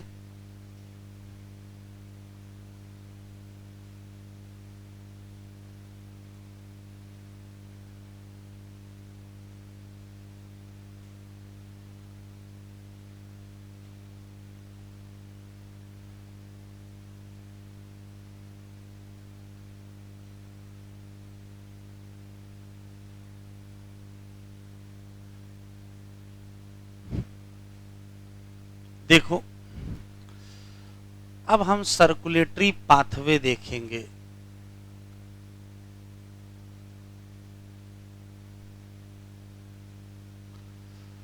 तो सबसे पहले कौन है, फिश, जिसमें पाया जाता है, हमारे साथ ही लिखते चलें, अभी समझाएंगे। दूसरा है एम्फीबिया,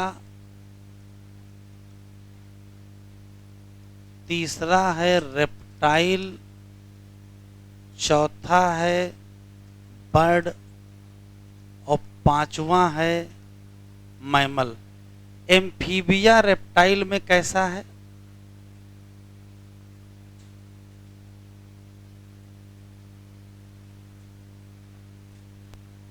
लिखते चलें, इनकम्प्लीट डबल सर्कुलेशन। क्यों, अभी बताएंगे कैसे ये इनकम्प्लीट होता है। और बर्ड और मैमल में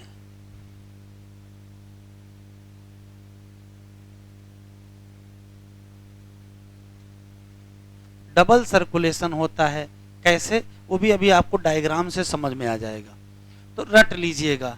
जिनमें दो चैम्बर का हार्ट है उनमें सिंगल, और जिनमें तीन चैम्बर का है उनमें इनकम्प्लीट डबल, और जिनमें चार चैम्बर का उनका डबल सर्कुलेशन। क्या अंतर होता है, सिंगल क्या होता है, इनकम्प्लीट डबल क्या होता है, और डबल क्या होता है, वो डायग्राम से समझ में आ जाएगा।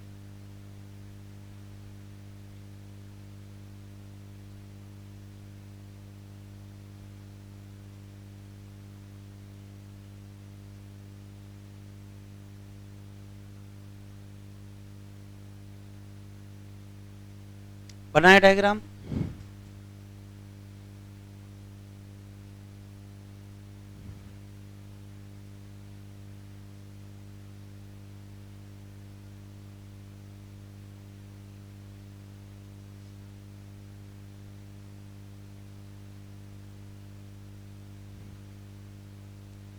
शुरू करें।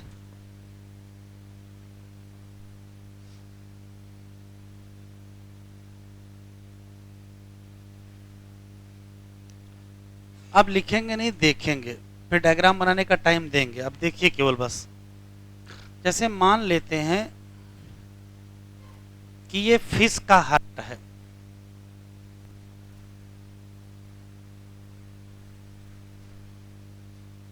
तो ये भी पता है कि ये क्या है, एट्रियम, और ये क्या है, वेंट्रिकल।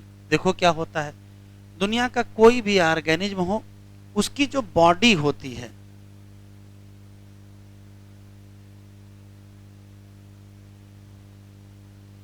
वो ऑक्सीजन को कंज्यूम करती है, और बॉडी टिश्यू से जब ब्लड निकलता है तो उसमें O2 कम होती है। उसको कहते क्या हो, डीऑक्सीजनेटेड ब्लड। कौन सा ब्लड, शॉर्ट फॉर्म में लिख रहे हैं डीऑक्सीजनेटेड ब्लड।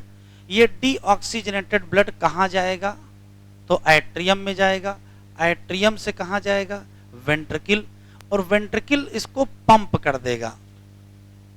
तो कहाँ पंप करेगा, तो उस जगह पंप करेगा जहां O2 मिलेगी। और O2 मिलेगी कहां, गिल्स। गिल वो जगह है जहां क्या होता है,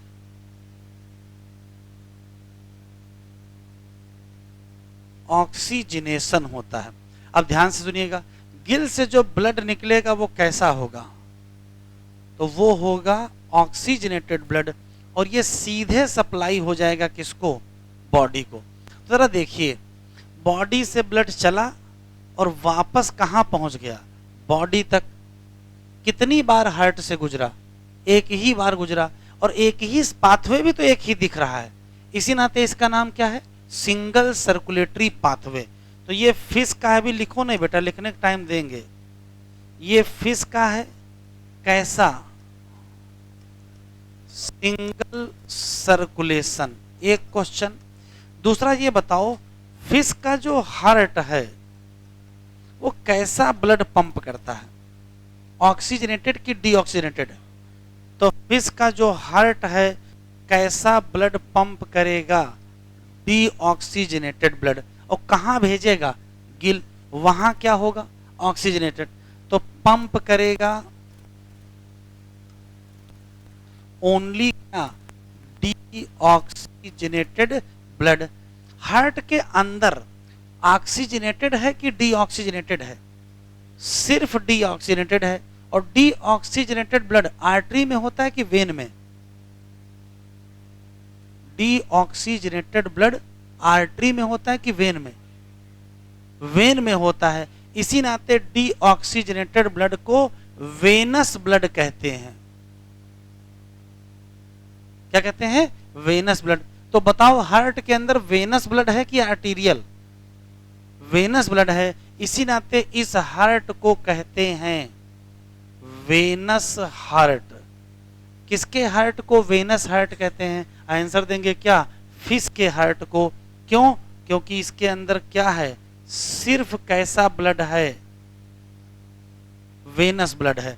3 क्वेश्चन, फिश में सिंगल सर्कुलेशन है, हार्ट कैसा ब्लड पंप करेगा, डीऑक्सीजनेटेड, कहां भेजेगा, गिल, वहां क्या होगा, ऑक्सीजनेशन, वहां से ऑक्सीजनेटेड ब्लड कहां आएगा, बॉडी, बॉडी से क्या निकलेगा, डीऑक्सीजनेटेड, सीधे कहां आएगा, एट्रियम, फिर कहां, वेंट्रिकल, और वेंट्रिकल फिर पंप करेगा। तो एक ही पाथवे तो दिख रहा है, नाम क्या पड़ गया, सिंगल सर्कुलेशन। किसमें है, फिश। हार्ट कैसा ब्लड पंप करेगा, केवल डीऑक्सीजनेटेड। हार्ट कैसा है, तो आंसर देंगे वेनस हार्ट। इतना लिखो पहले।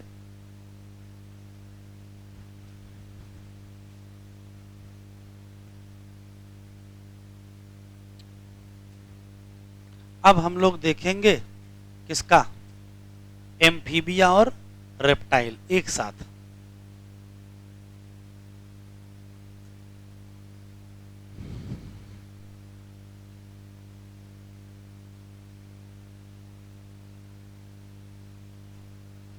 बनाए डायग्राम।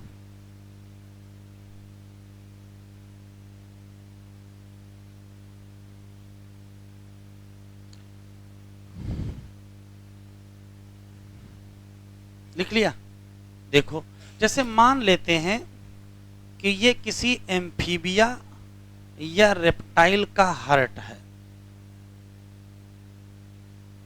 कितने चैम्बर का होता है, 3 चैम्बर का। तो 3 चैम्बर में ये कौन सा चैम्बर है, राइट एट्रियम, ये क्या है, लेफ्ट एट्रियम, और ये क्या है, ये तो वेंट्रिकल है ना, हाँ या ना। अब देखो क्या है, बॉडी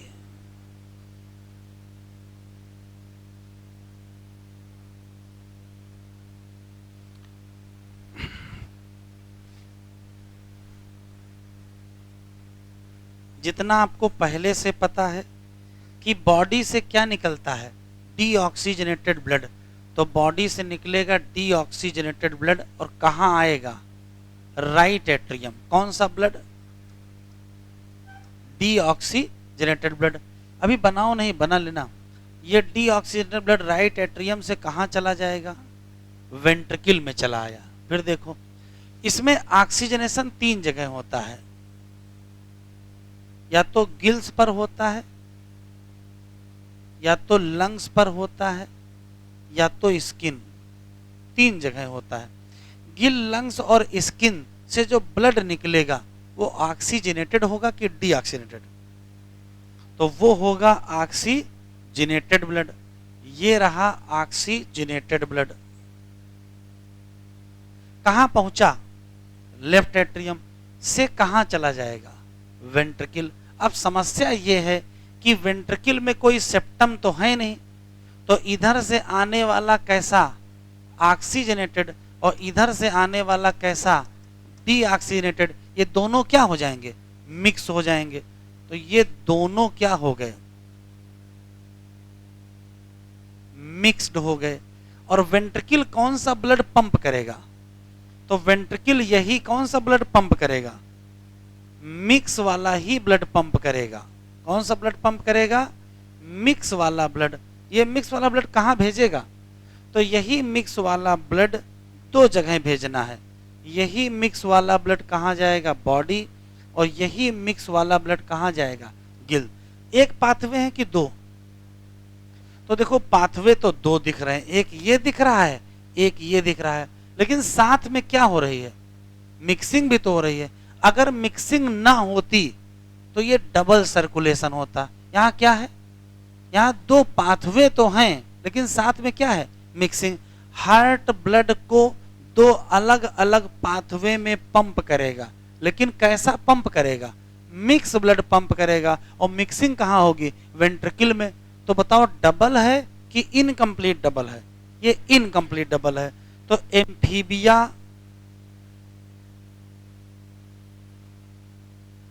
और रेप्टाइल किसको छोड़ के, क्रोकोडाइल को छोड़ के, इसमें क्या है, इनकम्प्लीट डबल है। क्यों, क्योंकि ऑक्सीजनेटेड और डीऑक्सीजनेटेड ब्लड मिक्सअप होते हैं कहां, वेंट्रिकल में। और हार्ट कैसा ब्लड पंप करेगा, ऑक्सीजनेटेड कि डीऑक्सीजनेटेड, तो कहोगे दोनों नहीं पंप करेगा, कैसा पंप करेगा, मिक्स ब्लड। तो यहां क्या हुआ है, ऑक्सीजनेटेड ब्लड और डीऑक्सीजनेटेड ब्लड मिक्स्ड इन क्या, वेंट्रिकल, एक क्वेश्चन। और हार्ट कैसा ब्लड पंप करेगा, तो हार्ट पंप करेगा कैसा blood, mix blood.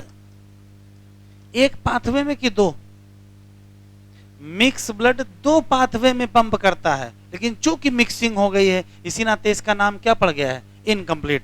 Mix blood in 2 pathway. बताओ दोनों पाथवे अलग हैं कि मिक्स हैं, अलग कहां भैया, मिक्स हो गए तो मिक्स ही ब्लड तो है।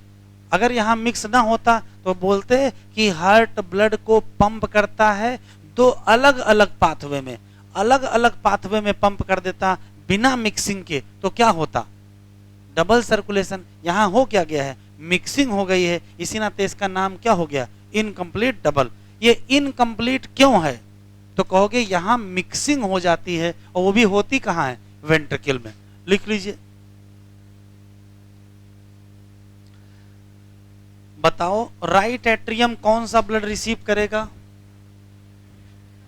डीऑक्सीजनेटेड, और लेफ्ट एट्रियम कैसा रिसीव करेगा, ऑक्सीजनेटेड। दोनों की मिक्सिंग कहाँ होगी, वेंट्रिकल में। और वेंट्रिकल कैसा ब्लड पंप करेगा, मिक्स ब्लड पंप करेगा। दो पाथवे में पंप करेगा लेकिन मिक्सिंग हो जाएगी, इस नाते नाम क्या पड़ गया, इनकम्प्लीट डबल। बनाए।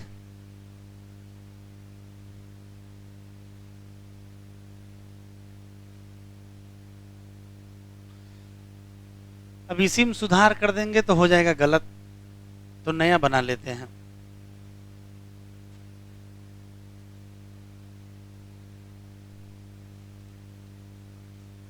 बढ़ा दे बेटा। देखो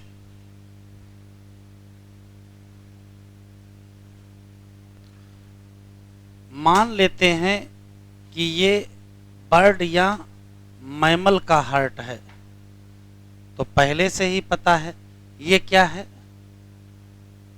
राइट एट्रियम, ये क्या है, लेफ्ट एट्रियम, ये क्या है, राइट वेंट्रिकल, और ये क्या है, लेफ्ट वेंट्रिकल। देखो बॉडी से जो ब्लड चलेगा वो कैसा होगा, डीऑक्सीजनेटेड। कहाँ आएगा, तो डीऑक्सीजनेटेड ब्लड पहुंचेगा राइट एट्रियम से, कहाँ जाएगा, राइट वेंट्रिकल, और राइट वेंट्रिकल से इसको पंप कर दिया जाएगा। कहाँ, तो देखो ये जाएगा लंग्स को। क्यों, लंग्स ही तो वो जगह है जहां क्या होता है, ऑक्सीजनेशन। और वहां से क्या चलेगा, ऑक्सीजनेटेड ब्लड। तो ऑक्सीजनेटेड ब्लड ये आया, किस में आएगा, ये है ऑक्सीजनेटेड ब्लड, किस में आया, लेफ्ट एट्रियम से। कहाँ गया, लेफ्ट वेंट्रिकल, और से कहाँ सप्लाई हो जाएगी, बॉडी। बिल्कुल स्पष्ट,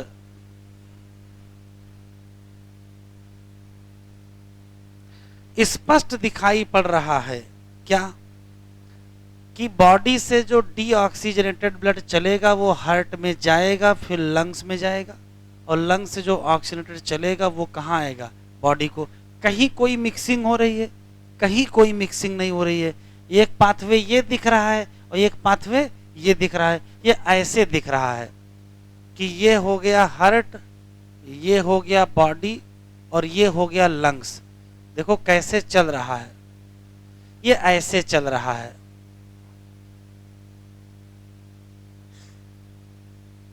हार्ट से बॉडी से लंग से, हार्ट से बॉडी से लंग, ऐसे चल रहा है। फिर से बना लेते हैं, हार्ट बीच में रख लेते हैं, अब सही रहेगा। ये हो गया हार्ट, ये हो गया बॉडी, ये हो गया लंग्स। देखो ये ऐसे हो रहा है। बॉडी से कहाँ गया हार्ट, और हार्ट से, और लंग से कहाँ गया हार्ट, और हार्ट से बॉडी। एक पाथवे देखो ये दिख रहा है, और एक पाथवे ये दिख रहा है, दो पाथवे। तो बर्ड और मैमल में क्या खास बात है, तो कहोगे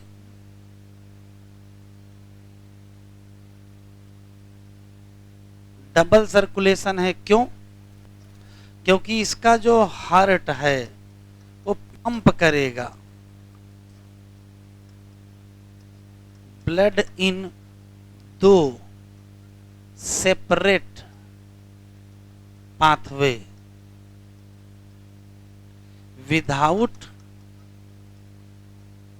मिक्सिंग।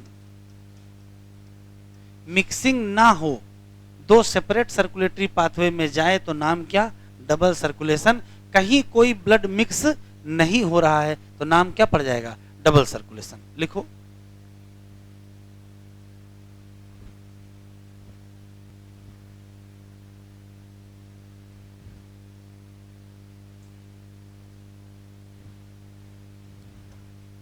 चलो हाईलाइट कर लो। दो पैराग्राफ हैं, एक ये अलग है, ये अलग है। सर्कुलेटरी पैटर्न दो टाइप के हैं, ओपन और क्लोज। टिक कर लो। ओपन सर्कुलेटरी सिस्टम किसमें है, आर्थ्रोपोडा और मोलस्का में है।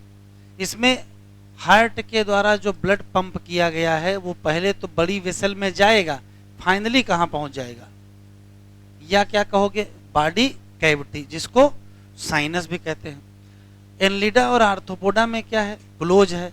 इसमें जो ब्लड पंप किया जाएगा हार्ट के द्वारा वो हमेशा घूमता रहेगा, किसमें, नेटवर्क ऑफ वेसल। इस पैटर्न को क्या कहोगे, ये मोर एडवांटेजियस है। क्यों, हम फ्लो ऑफ फ्लूइड को क्या कर सकते हैं, रेगुलेट कर सकते हैं। सभी वर्टिब्रेट में क्या है, मस्कुलर चैम्बर हार्ट। फिश में क्या है, 2 चैम्बर हार्ट, एक एट्रियम है और एक वेंट्रिकल। एम्फीबिया में, रेप्टाइल में किसको छोड़ के, 3 चैम्बर हार्ट, 2 एट्रिया, एक वेंट्रिकल। क्रोकोडाइल हो, बर्ड हो, मैमल हो, क्या है, 4 चैम्बर हार्ट, 2 एट्रिया और 2 वेंट्रिकल। यहां से शुरू है सर्कुलेटरी पाथवे।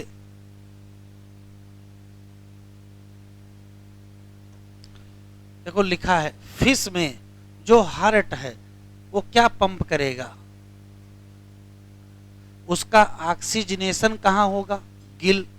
गिल सीधे सप्लाई करेगा किसको, वहां से क्या निकलेगा, वापस कहां आ जाएगा, हार्ट। क्या कहोगे, सिंगल।